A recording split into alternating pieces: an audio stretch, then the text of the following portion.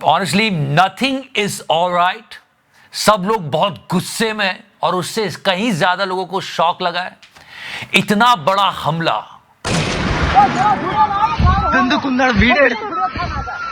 वो भी उन निर्दोष लोगों पर जो सिर्फ वहां पे एज ए टूरिस्ट घूमने गए थे। कोई इतना कायर कैसे हो सकता है?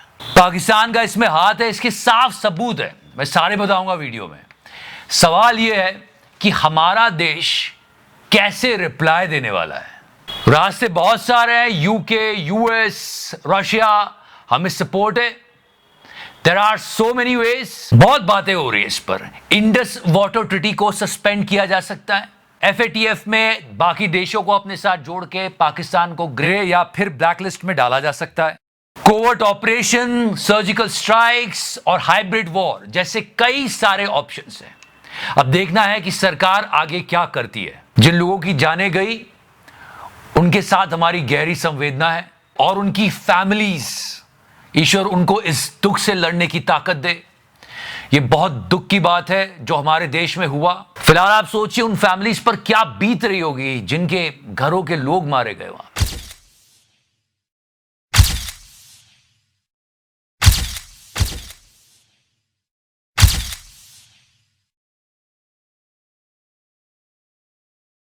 सबसे पहले इस पूरे अटैक के पीछे जो रीजन है, जो उनका मकसद था, उसको समझने की कोशिश करते हैं।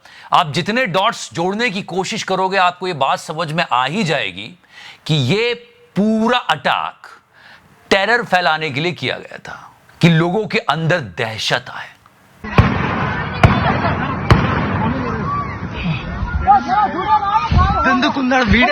एक फैक्ट आपको और पता चला होगा कि जिन कायरों ने यह अटैक किया है उन्होंने अपने हेड पर कैमरा लगा रखा था ताकि वो ये सारा वीडियो शूट कर सकें। ओए था कोई दिसता जहांगीर तो यार बेड़ियां पे छजुल दे यार, मौत की कसम है। लोगों में दहशत बैठेगी जिससे जम्मू कश्मीर की जो हालत सुधर रही थी, जो टूरिज्म बढ़ रहा था, वो कम हो जाए। आपने देखा होगा कि सारे टूरिस्ट अब वापस अपनी अपनी जगहों को लौटने लगे हैं और यही उन कायरों का मकसद भी था कि जो स्टेबिलिटी आ रही है जम्मू कश्मीर में वो कैसे भी ड्रॉप हो जाए, टूरिस्ट आना बंद हो जाए, इकोनॉमिक एक्टिविटीज कम हो जाए। आपने ये वीडियो तो देख ही लिया होगा कि वो कितनी दहशत में है, वो डरी हुई है। अरे नहीं हम लोग फौज हैं, हम लोग बैठो हम लोग फौज हैं, बैठो चलो। अरे हम लोग फौजी हैं। ये डर इस वजह से कि वो जो कायर, वो टेररिस्ट, वो नपुंसक जिन लोगों ने ये किया, वो सिक्योरिटी फोर्सेस की ड्रेसेस पहन के आए थे, अपने हेलमेट्स पर कैमरा लगा के आए थे ताकि जो वो कर रहे हैं उसे लोग ज्यादा से ज्यादा देखें और लोगों के दिल में दहशत आए, ताकि लोग टूरिज्म के लिए ना जाएं, टूरिज्म ड्रॉप हो जाए। इस घटना के बाद इतने सारे वीडियो सर्कुलेट हो रहे हैं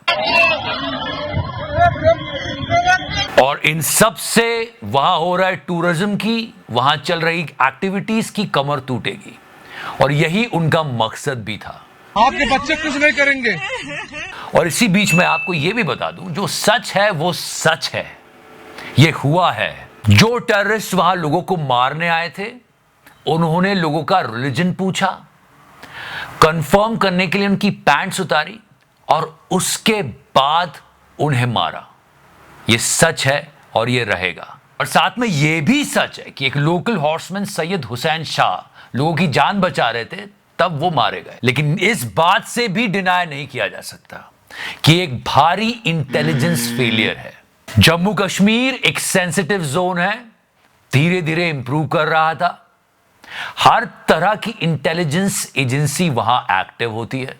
ये जो पूरा अटैक हुआ है ये बहुत प्लान करके किया गया है, बाकायदा रेकी की है आतंकवादियों ने, पूरी प्लानिंग की गई है।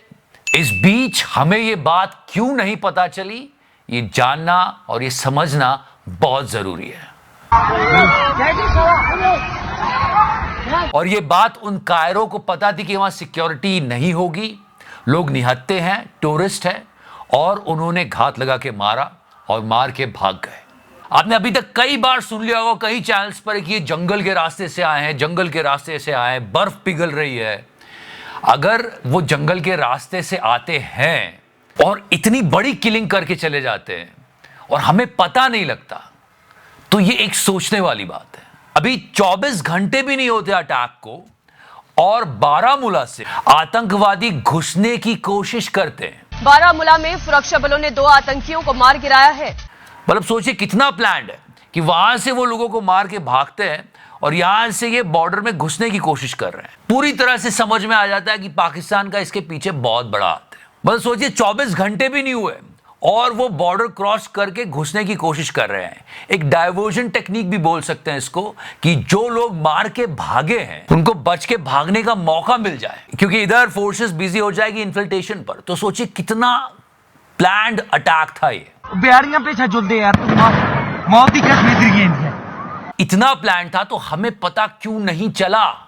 And there are plenty of proofs कि इस अटैक में पाकिस्तान का इन्वॉल्वमेंट था, डायरेक्ट इन्वॉल्वमेंट। कहा जा रहा है 6 टेररिस्ट थे, जिसमें से 2 लोग पश्तो बोल रहे थे, आपस में पश्तो में बात कर रहे थे। उनके weapons M4 carbene assault rifle और AK-47, they are using US made weapons. Lashkar Taiba ने जिम्मेदारी ली है और पाकिस्तान आर्मी चीफ का ये स्टेटमेंट जो काफी वायरल हुआ था थोड़े दिन पहले अटैक के। Government stance on Kashmir is absolutely clear. It was our jugular vein. It is our jugular vein. We will not forget it. And we will not leave our Kashmiri brethren in their heroic struggle, what they are waging against the Indian occupation. अब इस पर सोचिए कि पाकिस्तान की army का chief कितना कायर है कि वो ऐसे अटैक को प्रवोक कर रहा है। सीधे तार पाकिस्तान से जुड़ रहे हैं। अरे लड़ना है तो फाइट लाइक अ मैन। ये टेररिस्ट भेज के इनोसेंट लोगों को मरवा देना, ये कहां की बहादुरी है? आई मीन पाकिस्तान के लोगों को खुद सोचना चाहिए। इनके खुद के कंट्री में कौन सी सिचुएशन स्टेबल है जो ये काम कर रहे हैं? ये लोग जो लोकल्स वहां पे कमाते थे उनका भी धंधा बंद करवा दिया इन लोगों ने और सीधे तार पाकिस्तान से जुड़ रहे हैं, इसमें कोई दो राय नहीं है। शर्म आनी चाहिए इसे। अब देखना यह कि हम क्या रिएक्शन लेंगे, क्योंकि सच में हमारे 28 सिविलियंस मारे गए हैं और यह बहुत बड़ा और ब्रूटल अटैक था जिसको माफ बिल्कुल नहीं किया जा सकता। और यह सारा काम इसलिए किया गया कि सिचुएशन को डिस्टर्ब किया जाए पूरी तरह से। पिछले साल 2024 में जनवरी से जून के बीच 1 करोड़ टूरिस्ट गए थे और 15% की एनुअल ग्रोथ दिखाई दे रही थी और शायद यही सबसे बड़ी वजह है इस अटैक की। कहीं तो बहुत बड़ी बड़ी बातें जा रही थी। अगर हम बातों को जानना शुरू करें, हमारे होम मिनिस्टर ने इतना आश्वासन दिया था पार्लियामेंट में। सब जानते थे कि पड़ोसी देश से आए दिन आतंकवादी घुसते थे, या बम धमाके करते थे, हत्याएं करते थे। एक भी त्योहार ऐसा नहीं होता था जो चिंता के बगैर जाता था। और केंद्र सरकारों का रवैया लचीला होता था, चुप्पी साध जाते थे, बोलने में डर लगता था, कोई दुविधा भी थी, शायद वोट बैंक का भी डर था। नरेंद्र मोदी जी के आने के बाद आतंकवाद के खिलाफ जीरो टॉलरेंस की नीति प्रधानमंत्री की है। हमारे आने के बाद भी हमले हुए, उरी पर हुआ, पुलवामा पर हुआ। पहले हमले होते थे, कुछ नहीं होता था, कोई कुछ नहीं बोलता था, जवाब नहीं दिए जाते थे और लोग भूल जाते थे। दिल्ली के अखबारों में कोने में कहीं छपता था, आज 60 लोग शहीद हो गए, मारे गए, बम धमाका हुआ, मगर कोई संवेदना तक समाप्त हो जाए वहां तक। खैर बातों का तो ऐसा है कि पीओके भी ले लेंगे, ये बातें भी की गई थी, पर इस वक्त पूरे देश को एकता दिखानी है, सबको साथ में खड़े रहना है। अकाउंटेबिलिटी तो आप छोड़ ही दो कि कोई ये बोलेगा कि हाँ ये हमसे गलती हो गई, तो भूल ही जाओ। हमने सारी बातें की इस वीडियो में, सब कुछ स्पष्ट रूप से कहा है, लेकिन फिर भी देखना हमारे देश में कुछ लोग ऐसे हैं इसका पॉलिटिकल एडवांटेज लेने की कोशिश करेंगे। जैसे कि एयरलाइंस ने अचानक से जम्मू कश्मीर की फ्लाइट्स के 3 गुना दाम बढ़ा दिए। ये जो हुआ है ये कभी ना हो फ्यूचर में और निर्दोष लोगों की कभी जान ना जाए, इसलिए सरकार एक ऐसा सख्त एक्शन ले कि ये सब कुछ बंद हो।